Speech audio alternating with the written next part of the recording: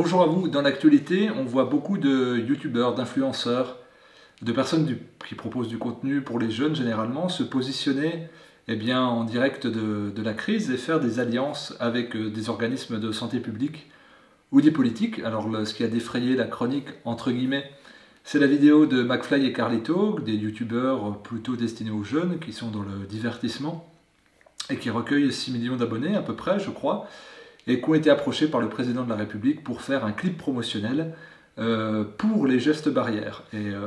Alors eux se sont défendus en se disant « Eh bien ce n'est pas politique, c'est vraiment plutôt social, puis c'est un jeu, on va pouvoir aller à l'Élysée si on fait 10 millions de vues, etc. » C'était le deal. On va voir que c'est pas aussi simple. Et on va voir que là, autant c'est affiché, autant depuis plusieurs années déjà, il y a des statuts moins affichés où, on va dire, le pouvoir sanitaire, le pouvoir politique a infiltré YouTube et les influenceurs en direction de ceux qui ne sont ou pas positionnés, ou qui ne se documentent pas, ou qui ne votent pas. Et puis donc ça a une influence réelle dans la société. Alors on va déjà revenir sur McFly et Carlito parce que c'est intéressant. Eux se défendent de toute collusion politique. Bon, il se trouve que c'est le président des Français, et puis eux ils se disent non, c'est pour le jeu, parce qu'on ne va pas parler politique. Et puis surtout, on va parler de choses qui sont importantes, qui sont la santé. Alors c'est intéressant de voir leur clip, vous verrez, je vais vous le mettre en description. C'est un clip qui est très culpabilisateur, très moralisateur. En gros, la crise sanitaire, elle est due à l'irrespect des gestes barrières de la part des citoyens. Donc ça, c'est le discours politique depuis un an, c'est de votre faute. Nous, on a tout fait bien. Si ça perdure dans l'état d'urgence, si ça perdure dans le couvre-feu, si on doit reconfiner, c'est parce que vous n'êtes pas assez vigilants. Surtout vous, les jeunes, vous faites la fête, vous vous réunissez, c'est pas bien. Par contre, nous, on a tout fait. Les tests, c'était bien, les masques, c'était bien, les précautions, c'était bien, les blouses, c'était bien, les gants, c'était bien, les lits aux urgences, c'est tout, on a tout fait bien, parfait. Par contre, vous, les jeunes, malheureusement, vous vous êtes réunis sous des abribus. Chez vous, au lieu d'être 6, vous étiez 7,5. Et donc, c'est de votre faute, vous n'avez pas bien lavé les mains, et puis vous êtes allé voir mamie, bref, c'est de votre faute. Si on doit prendre toutes ces mesures restrictives, et ça marche bien, puisqu'il y a un clivage dans la population où les personnes qui ne sont pas jeunes fustigent les jeunes, en reprenant un discours médiatique et politique, ce qui est d'ailleurs très fusionnel. Et donc, ce clip a bien marché, puisqu'il a fait 10 millions de vues en 48 heures, donc il y a des millions de jeunes qui ont été touchés. Quand on regarde les commentaires, c'est pas tellement choquant, et puis ils se disent non, nous c'est pas politique. Alors il se trouve que si ça avait été un autre homme politique, ou une autre femme politique, telle que je sais pas, Marine Le Pen, ou quelqu'un de plus, ou François Asselineau, qui demande de faire une vidéo sur les gestes barrières, est-ce qu'ils auraient accepté?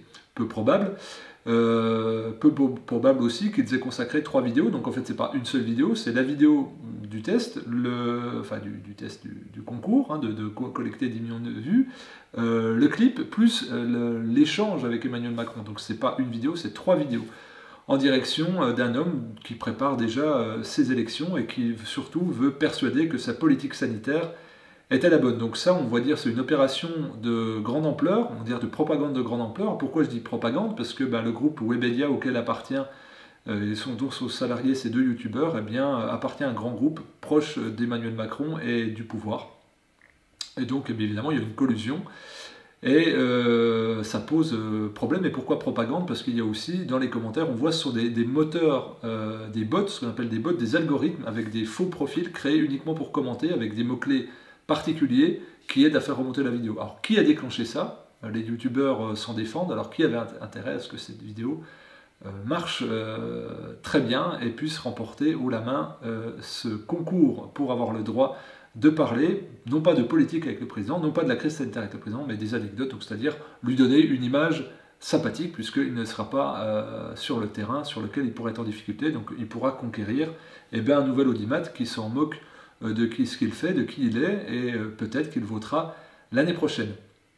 On va aller plus loin dans le temps, puis sur d'autres schémas, on va voir, c'est les plus gros youtubeurs qui sont approchés. Thibaut InShape, qui a fait beaucoup de vidéos pour le gouvernement, il a été payé par cela, il l'a annoncé d'ailleurs, on le voit, donc c'est quelqu'un qui fait de la remise en forme, un petit peu de divertissement aussi.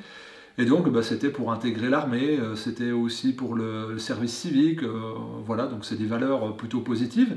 Mais encore une fois, ça prête à confusion lorsqu'on est financé par ces organismes d'État qui véhiculent évidemment une opinion. Ce n'est pas neutre, alors ça on pourrait se dire, bon bref, moi je ne vais pas m'attarder là-dessus. Par contre, je vais m'attarder sur des leaders d'influence qui se disent vulgarisateurs scientifiques, notamment Dr Nozman et la chaîne Dans ton corps, tenue par un infirmier pour ce dernier, Méniel, je crois, son nom de famille, m'arrive de regarder leur contenu.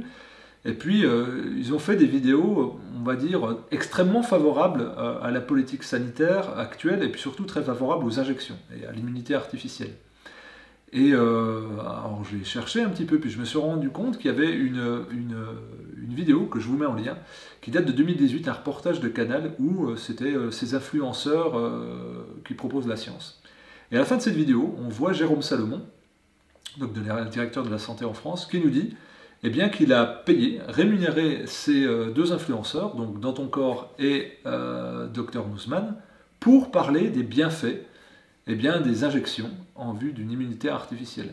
Je ne dis pas le nom parce que c'est largement censuré sur YouTube, mais vous comprendrez. Et donc le discours, c'était en 2018, donc il y a 3 ans. Il y a on va dire, une défiance d'une partie de la population, et notamment sur les réseaux sociaux et sur YouTube, vis-à-vis de l'immunité artificielle par injection. Et donc, il était important que des personnes aient voix au chapitre pour dire l'inverse, c'est-à-dire soient pro-injection pour l'immunité artificielle. Alors c'est étonnant parce que moi j'ai plutôt l'impression de l'inverse, c'est qu'il y a un discours dominant qui écrase tout, puis qu'on censure ceux qui parleraient d'autre chose. Est-ce qu'il y a besoin de les sponsoriser? Est-ce qu'il y a besoin que l'État alloue un budget pour donner de l'argent à des youtubeurs, pour qu'ils parlent de cela? Alors l'argument c'est de dire, en fait ils sont neutres, on n'intervient pas dans le contenu. D'accord, pourquoi pas? Et on leur donne plusieurs milliers d'euros, c'est ce qui est rapporté par l'enquête, pour qu'ils fassent la vidéo qu'ils veulent. Mais il n'y a pas besoin de leur dire quoi dire. Si vous venez en direction de quelqu'un en lui disant voilà une valise pleine d'euros pour que tu prennes le temps de faire d'une vidéo, mais notre but à nous, c'est on te donne cette mallette d'argent, c'est pour ça. Mais tu fais ce que tu veux. Si on l'accepte, c'est qu'on est raccord avec le discours, donc il y a un biais et il y a un énorme conflit d'intérêts.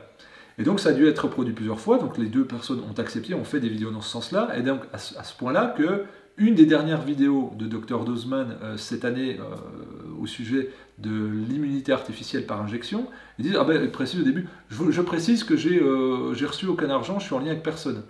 Sous-entendu, les autres, je l'ai fait parce qu'il n'a pas signalé ça. Donc on peut se permettre de faire peut-être 6 vidéos pour quelque chose, 5 où on est payé, puis il y en a une, on va dire, j'ai aucun conflit. Oui, mais peut-être que justement, la somme que tu vas percevoir pour 5 vidéos équivaut peut-être à 7, 8, 9, 10 productions. Et la journaliste défend de dire ah oui, mais leur autonomie passe aussi par le fait qu'ils soient payés. Mais ils sont déjà payés par les revenus publicitaires qui sont très abondants lorsqu'on a plusieurs millions d'abonnés. Je pense que là, c'est carrément de l'achat d'espace pub et de la sponsorisation de contenu.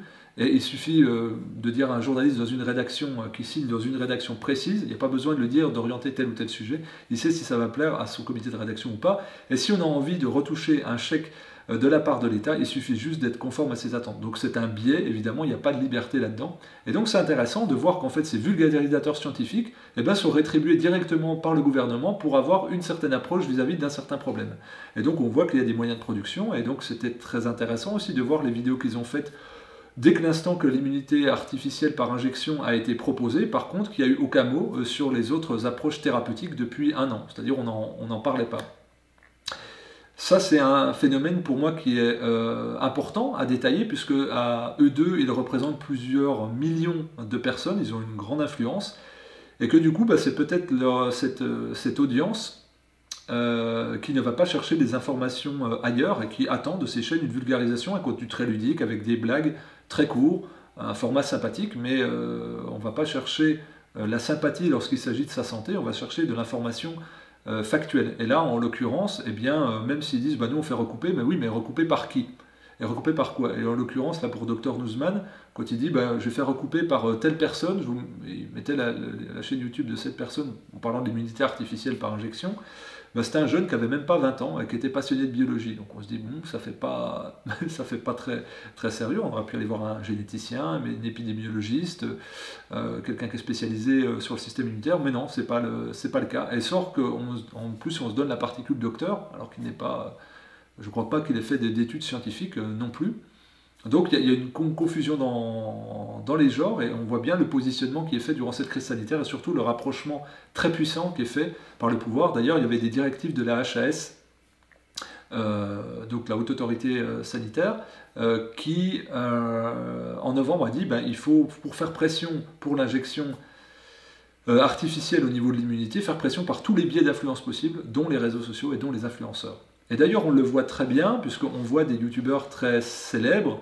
Je parlais donc de McFly et Carlito, je parlais de Thibaut InShape et donc des deux précédemment. Et là, on voit Enjoy Phoenix, donc quelqu'un qui est spécialisé pour le maquillage, qui est invité depuis 3 fois à l'Élysée par le porte-parole du président, Yvan Attal, pour parler de tout et de rien. Mais pourquoi alors? Pour avoir une image sympathique. Donc évidemment, ces gens-là ne sont pas formés à l'esprit critique, ne sont pas formés aux questions, et ne vont pas aller sur des terrains désagréables. Donc on va dire, je ne sais pas, est-ce que vous portez plutôt des jeans avec ceinture ou avec bretelles? Vous dites plutôt pain chocolat, chocolatine?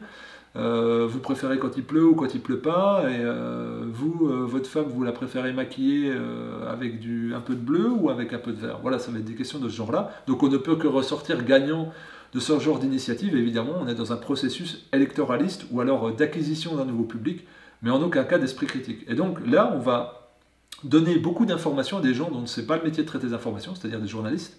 Et puis ça va se répandre sur les réseaux où ces gens-là ont plus d'influence avec une seule vidéo que tous les médias presse réunis, par exemple. Donc il faut se rendre compte de cela.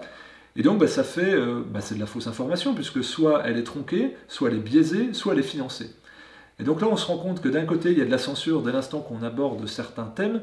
Il n'y a pas d'esprit critique possible, il n'y a pas de contradiction possible, c'est censuré dans la demi-heure. Par exemple, hier, France Soir a publié une interview de Jean-Marie Bigard, publiée à 18h, à 18h30, elle était déjà supprimée, alors que la vidéo dure 45 minutes. Donc elle n'a même pas eu le temps de se dérouler en automatique, qu'elle était déjà supprimée. Bon, moi j'ai regardé la vidéo sur un autre support, sur Odyssée, il n'y avait rien de polémique dedans, vraiment, hein. C'était Jean-Marie Bigard, comme on le connaît, qui a une grande gueule, un esprit critique, qui parle avec son cœur, et puis qui dit des choses avec lesquelles on est d'accord, pas d'accord, mais peu importe.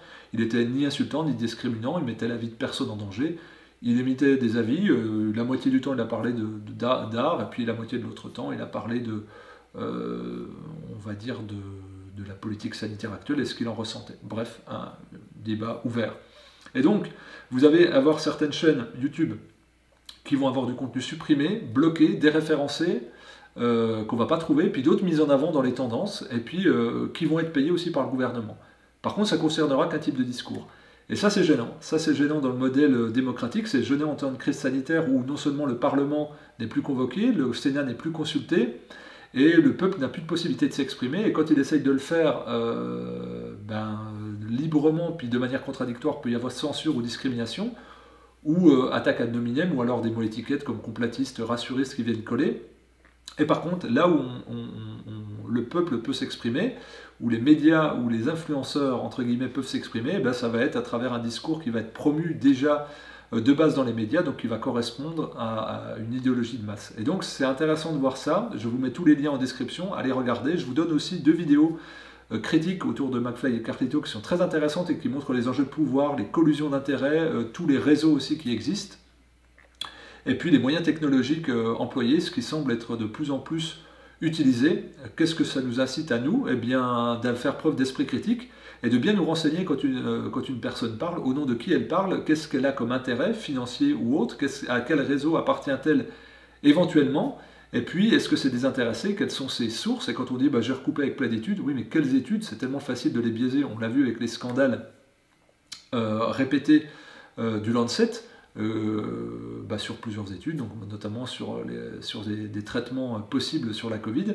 Donc cet esprit critique-là, et puis prendre du temps de décortiquer quelles sont les sources. Et quand on voit que ce sont des gens qui ont un public jeune, plutôt jeune, ce public-là n'a pas été informé, et puis ils ont l'impression d'avoir des gens sympathiques. Mais en fait, il faut se rendre compte que c'est de la comédie, ce n'est pas naturel. De la même façon que là, je m'adresse à vous, je parle avec une caméra, un micro qui surmonte cette caméra et un projecteur pour m'éclairer. Ça n'a rien de naturel, ce n'est pas naturel. Alors j'essaie d'être le plus naturel possible et je peux vous dire que c'est très compliqué et faites l'expérience de vous filmer vous, et ça n'a rien de naturel. Donc ça vient avec le temps, l'aisance, cette fluidité, mais on incarne quelque chose. Mais il se trouve que c'est pas un problème d'incarner quelque chose, mais il faut que ça puisse être contradictoire. Et il faut que ça puisse être clair. Et quand on est payé par un nouveau organisme gouvernemental qui attend une production de contenu comme Jérôme Salomon qui attend de promouvoir quelque chose, il forcément le contenu ne peut pas être neutre et objectif comme lui s'en défend et comme les journalistes disent bah oui, mais ils sont libres, ils sont pas de contrôle. Il n'y a pas besoin d'exercer de contrôle sur quelqu'un lorsqu'on lui promet une valise de billets et puis en gros on lui laisse entendre bah, on en fera d'autres à l'avenir. Sous-entendu, bah, si ton contenu nous plaît, on va en rebalancer, donc c'est juste intéressant. J'hésite à le dire, je vais le dire quand même. Il y a un film que j'adore, un film argentin, qui s'appelle Les Neuf Reines.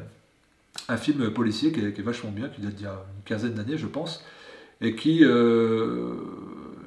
dit c'est une scène qui se passe dans les toilettes publiques. Et bien donc les 9 reines, c'est 9 timbres qui sont vendus à prix d'or. Enfin bref, je ne spoile pas. Et en gros, il y en a qui fait une annonce de prix, il dit non, j'y vais pas. Puis il augmente le prix.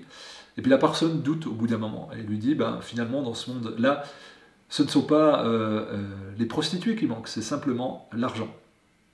Sur ces paroles ironiques, je vous souhaite une belle soirée. Je vous souhaite d'avoir un vrai esprit critique pour le coup. Cherchez, farfouillez et faites marcher votre bon sens. Et informez-vous, et faites circuler. À très vite.